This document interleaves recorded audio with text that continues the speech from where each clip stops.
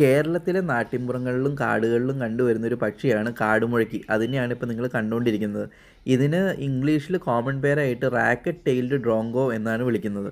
ഇതിന് വേറെയും മലയാളത്തിൽ വേറെ രീതിയിലും അറിയപ്പെടുന്നുണ്ട്. കരാളൻ, ചാത്തൻ, ഇരട്ടവാനം പക്ഷി എന്നീ പേരുകളിലൊക്കെ ഇവ കേരളത്തിൽ അറിയപ്പെടുന്നുണ്ട്. ഇവരുടെ ഒരു സയൻറ്റിഫിക് ക്ലാസിഫിക്കേഷൻ പറയുകയാണെങ്കിൽ ഇത് ഡൈക്രൂരിഡെ ഫാമിലിയിലെ ഡൈക്രൂരസ് പാരസൈഡിയസ് എന്ന് പറഞ്ഞിട്ടുള്ള ഒരു സ്പീഷീസ് ആണ്. 1766 ലിനേഴ്സ് ആണ് ഈ പേര് നിർണ്ണയിച്ചേക്കുന്നത്. ആനറാഞ്ചി വർഗ്ഗത്തിലെ ഏറ്റവും വലിയ പക്ഷിയാണിത്. ദേഹമാസകലം മിനുങ്ങുന്ന കറുപ്പ് നിറം, നീണ്ട വാലിന്റെ അറ്റത്ത് മാത്രം ഇഴകളുള്ള കമ്പിത്തുവലുകളാണ് ശ്രദ്ധേയമായിട്ടുള്ള ഇവരുടെ ഒരു സവിശേഷത. ഇവരുടെ വാലിന്റെ മാത്രം നീളം ഏകദേശം ഒരു 30 സെന്റിമീറ്ററോളം വരും. കേൾക്കാൻ നല്ല ഈണവും താളവുമുള്ള പലതരം ശബ്ദങ്ങൾ പുറപ്പെടുവിക്കുന്നതോടൊപ്പം തന്നെ മറ്റു പക്ഷികളുടെ ശബ്ദം അനുകരിക്കുന്നതിലും വിദഗ്ധന്മാരാണ് ഈ കാടുമുഴക്കികൾ. ഇതിന്റെ ഒരു നേറ്റീവ് എന്ന് പറഞ്ഞു കഴിഞ്ഞിട്ടുണ്ടെങ്കിൽ സൗത്ത് ആൻഡ് സൗത്ത് ഈസ്റ്റ് ഏഷ്യയാണ്. അതായത് India, Bangladesh, south and China, Indonesia എന്നീ ഇന്ത്യയിൽ ഇവരെ വിളിക്കുന്നത് ഭീംരാജ് എന്നും തമിഴിലാണെങ്കിൽ തുടുപ്പുവാൽ കരീജൻ എന്നൊക്കെയാണ് വിളിക്കുന്നത്. കൂടുതലായിട്ടും കണ്ടുവരുന്ന ഒരു ഹാബിറ്റാറ്റ് എന്ന് പറഞ്ഞാൽ മോയിസ്റ്റ് ഡെസിഡിയസ് ഫോറസ്റ്റ് ആണ്. പിന്നെ മുളങ്കാടുകളിലും മലയോരങ്ങളിലും ഒക്കെ തന്നെ ഇതിനെ കാണാറുണ്ട്. ഇത് കഴിക്കുന്നത് പൊതുവായിട്ടും തുമ്പികൾ, പുൽച്ചാടികൾ, വണ്ട്, ചെല്ലി എന്നീ ജീവികളെയാണ്. അത് മിഡ് എയറിൽ തന്നെയാണ് ഇത് ഹണ്ട് ചെയ്ത് കഴിക്കുന്നത്. ഈ ഹെലികോപ്റ്ററൊക്കെ നിൽക്കുന്ന പോലെ തന്നെ ഹോവർ ചെയ്ത് നിൽക്കാനുള്ള ഒരു കഴിവ് കൂടി ഇതിനുണ്ട്. ഇതൊക്കെ കൂടാതെ ഇത് ഒക്കേഷണലി ചെറിയ പാമ്പുകളെയും പഴങ്ങളും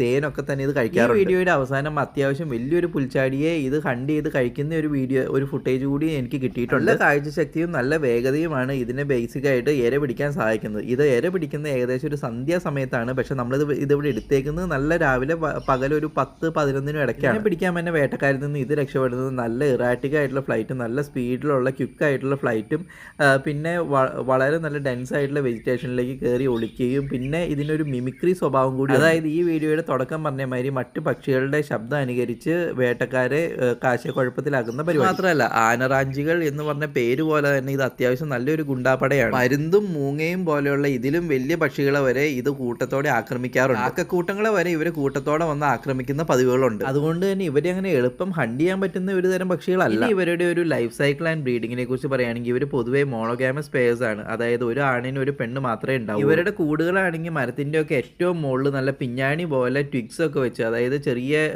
ചില്ലകളൊക്കെ വെച്ച് ഉണ്ടാക്കിയിരിക്കുന്ന കൂടുകളായിരിക്കും. 3-4 മുട്ടകൾ വരെയാണ് ഒരേ സമയം ഇടുന്നത്. ഏകദേശം ഒരു ക്രീമി വൈറ്റ് കളറായിരിക്കും ഈ മുട്ടകൾക്ക്. പിന്നെ അതിൻ്റെ അകത്തൊരു റെഡിഷ് പാച്ചസും ഉണ്ടാവും. റെഡിഷ് എന്ന് പറയുമ്പോൾ ഇഷ്ടികയുടെ ഒക്കെ ഒരു മെയിൽസും ഫീമെയിൽസും തമ്മിൽ അങ്ങനെ ഒറ്റ നോട്ടത്തിൽ തിരിച്ചറിയാനൊന്നും പറ്റത്തില്ല. രണ്ടും ഏകദേശം ഇതുപോലൊക്കെ തന്നെയാണ്. കൺസർവേഷൻ സ്റ്റാറ്റസ് എടുക്കുകയാണെങ്കിൽ IUCNന്റെ ലിസ്റ്റിൽ ലീസ്റ്റ് കൺസേൺഡ് ആയിട്ട് പെടുന്ന ഒരു ബേർഡാണ്. ഇതിന്റെ ഒരു ഇക്കോളജിക്കൽ ഇമ്പോർട്ടൻസ് പറയുകയാണെങ്കിൽ മെയിനായിട്ട് ഇതിനെ ഇൻസെക്ടിവോറിന്റെ ക്ലാസ്സിൽ പെടുത്താവുന്നതുകൊണ്ട്, അതായത് മോത്സ്, ചെല്ലി, വണ്ട്, ചെതല് എന്നിവയൊക്കെയാണ് ഇത് തിന്നുന്നത്.